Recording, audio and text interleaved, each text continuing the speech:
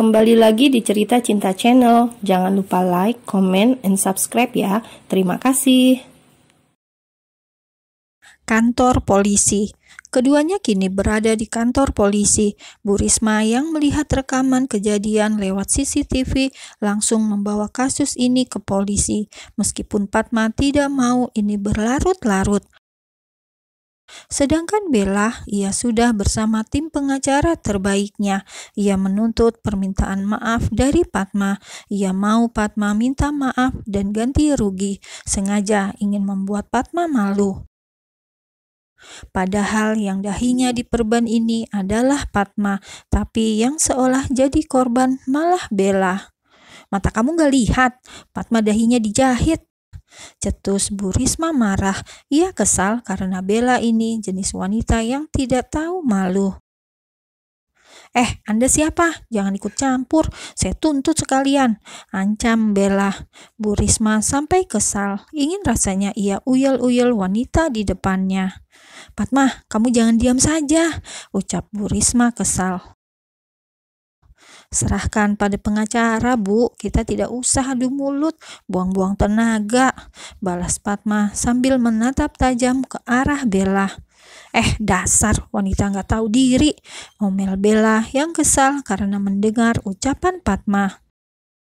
Lama-lama mulut kamu saya sobek, sela Bu Risma yang sakit hati melihat sikap Bella yang kurang ajar tersebut. Anda nggak usah ikut-ikut, jangan ikut campur urusan kami, balas Bella. Cukup, kalau semuanya ribut, kalian semua saya masukkan dalam sel, tegas petugas polisi. Bella langsung diam, sedangkan Bu Risma, ia duduk dengan tenang di dekat Padma. Dua-duanya salah, menimbulkan keributan di tempat umum. Tidak mau ada yang menginap di sel tahanan.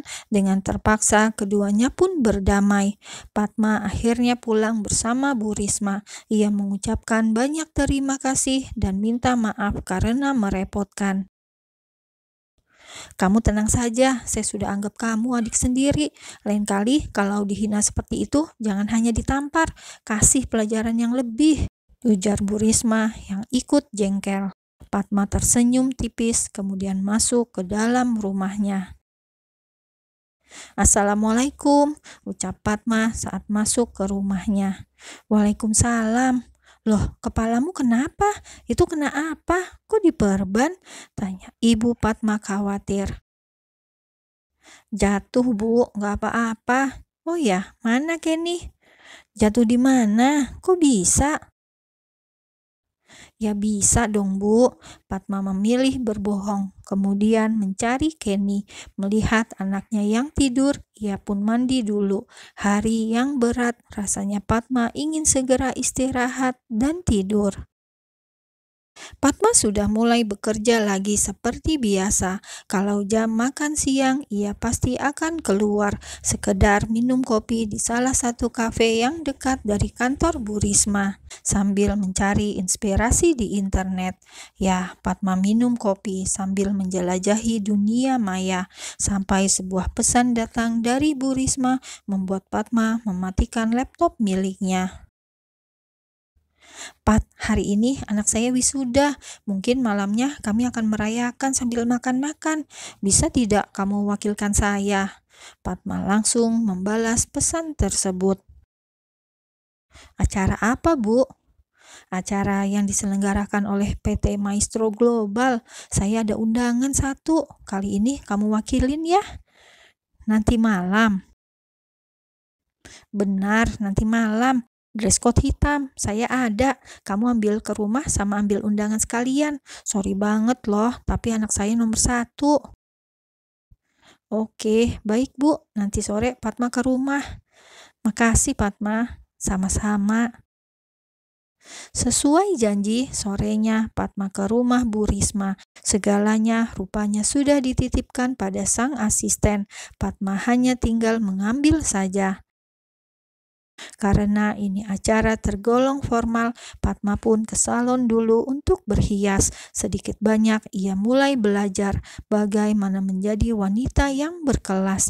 Itu juga salah satu ajaran Bu Risma padanya. Dengan gaun hitam yang dipinjamkan oleh Bu Risma, Padma terlihat elegan.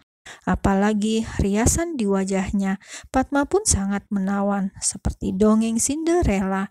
Dia terlihat cantik sekali, beda dengan Padma yang dulu sederhana dan tidak neko-neko.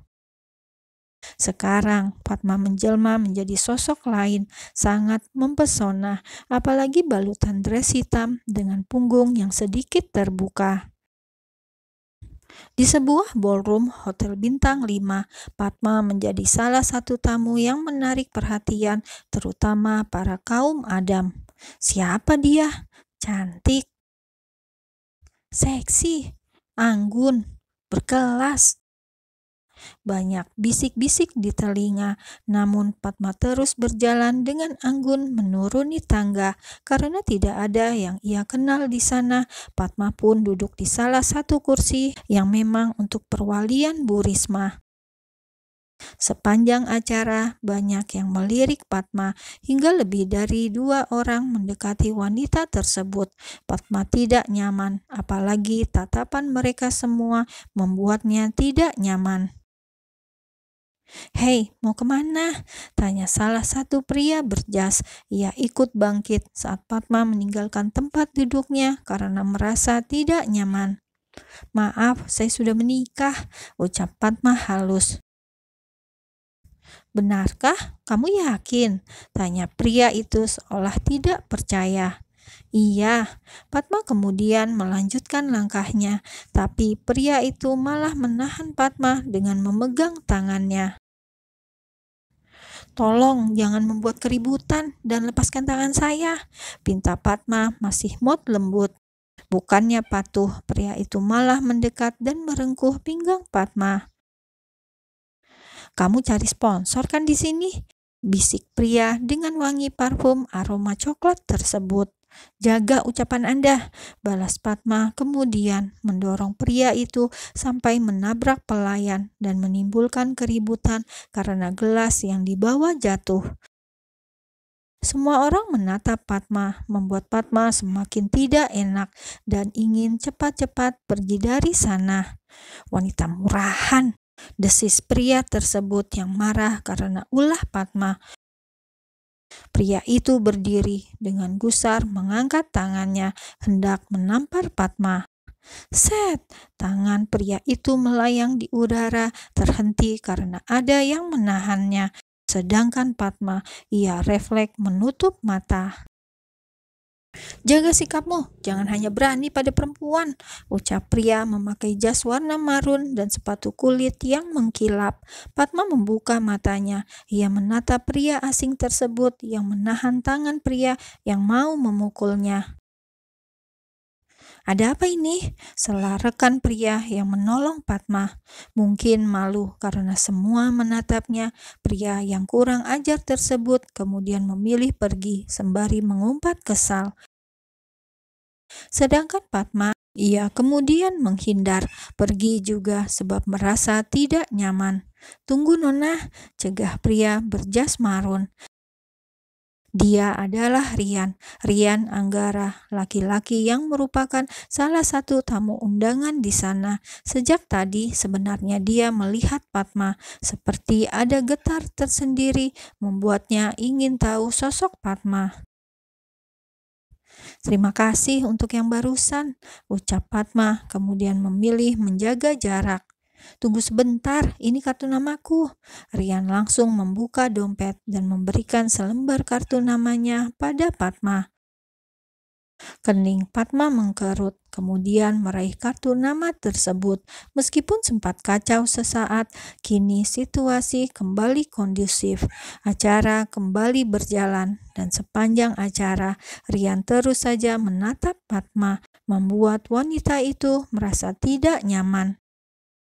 Tidak terasa acara sudah selesai. Padma buru-buru keluar karena kakinya capek pakai hak tinggi. Ia pun duduk dulu di lobi sambil menelpon ibunya. "Kenny sudah tidur, Bu?" tanya Padma. "Sudah, tadi nangis nyari kamu. Kok belum pulang?" "Iya, Bu, ini sudah selesai acaranya. Ini Padma mau pulang." Hati-hati, sudah malam. Iya, Bu. Udah ya, Fatma tutup teleponnya. Fatma menyimpan ponselnya ke dalam tas. Astaga, Fatma kaget karena Rian duduk di sebelahnya. Maaf membuatmu terkejut. Fatma langsung beringsut. Ia paling tidak suka cowok genit, trauma sama laki-laki yang tadi. Kamu tenang saja, saya bukan pria jahat, ucap Rian. Fatma yang takut memilih beranjak. Maaf, saya duluan. Fatma pergi menghindar dari Rian, pria aneh yang terus saja mendekati dirinya. Sementara itu, Rian hanya tersenyum kecut saat melihat kepergian Fatma. Fatma yang lelah, ia mengemudi sangat pelan. Berkali-kali ia menguap, sampai tidak sadar ada mobil berhenti di depannya. Bruak! Aduh! Fatma menutup mulutnya. Ia kemudian melepaskan sabuk pengaman, bersiap untuk turun karena sudah berhasil menabrak mobil di depannya. Ya, meskipun tidak parah, mungkin hanya penyok sedikit. Ketika Fatma akan turun dan sudah melepaskan sabuk pengaman, tiba-tiba ia urung melakukan. Begitu melihat siapa yang turun dari mobil di depannya. Buru-buru Fatma mengunci semua pintu. Fatma semakin panik ketika sosok tersebut mendekati mobilnya. Tok tok tok, jantung Fatma hampir copot. Pria di luar sana tidak tahu dirinya, tapi Fatma tahu siapa itu. Tok tok tok. Buka, ucap pria di luar mobil sambil terus mengetuk. Sudah nabrak, diem pula. Buka. Tok tok tok. Fatma menggeleng pelan, kemudian mengambil sesuatu untuk menutupi wajahnya. Ia panik saat pria itu memukul pintu mobilnya. Buka, woi. Bagaimana ini? Fatma panik, takut ketahuan. Ia langsung saja menyalakan mesin mobilnya.